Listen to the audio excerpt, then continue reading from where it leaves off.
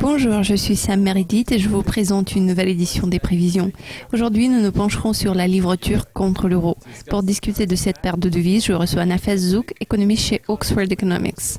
Nafez, l'inflation turque a enregistré une deuxième baisse mensuelle consécutive. Le taux d'inflation annuel a chuté de 7,2 à 6,81% en juillet. Dans quelle mesure est-ce susceptible de façonner vos prévisions pour un mois pour l'euro livre turc ? Je voudrais souligner que l'inflation de base, excluant l'énergie et d'autres éléments volatiles tels que l'alimentation, reste à un niveau élevé. Son taux s'est établi à 7,3% ce mois-ci. La cible de la Banque centrale est d'environ 5% et cela signifie qu'il est fort probable que l'inflation restera obstinément supérieure à cet objectif.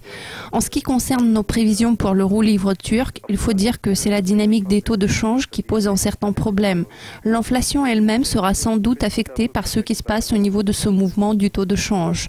Pour le moment, nous observons un affaiblissement de la monnaie turque, probablement en raison des problèmes antérieurs et des risques émanant de la future hausse des taux de la Fed qui s'annonce plus tard ce trimestre. Pour ce qui est du mouvement de l'euro livre turc, nous envisageons une progression à environ 3,05 dans un mois, ce qui reflètera les faiblesses que je viens de mentionner.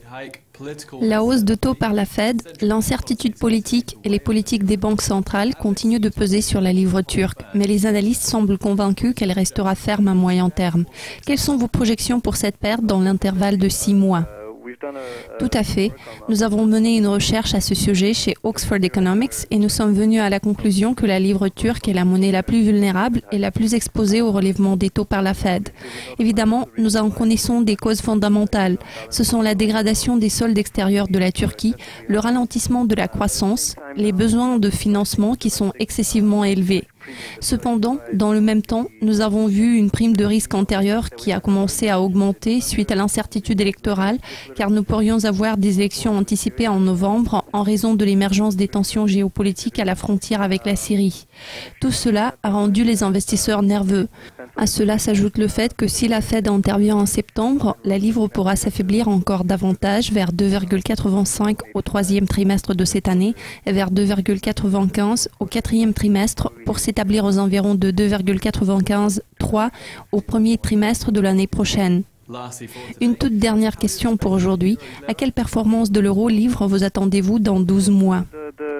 La livre a perdu environ 16% de sa valeur contre le dollar jusqu'à présent cette année. Son affaiblissement face à l'euro a été un peu plus modéré.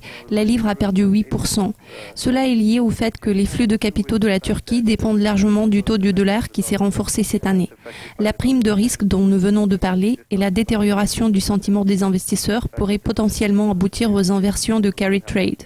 Cependant, en ce qui concerne le taux de change de l'euro livre turc, il est important de garder à l'esprit que la majorité des exportations de la Turquie vont vers l'UE. Cela étant dit, la divergence entre les taux de change suggère qu'il n'y a eu presque aucune amélioration de la compétitivité commerciale. On s'attend à ce que le taux de l'euro livre reflète cette tendance, donc la livre va s'affaiblir contre l'euro, mais pas aussi fortement que contre le dollar. D'ici un an, nous envisageons le taux de 3,1 contre l'euro. Je vous remercie de vos commentaires, Nafez. C'est tout pour aujourd'hui, mais restez à l'affût car nous vous présenterons très bientôt une nouvelle édition des prévisions. À très vite.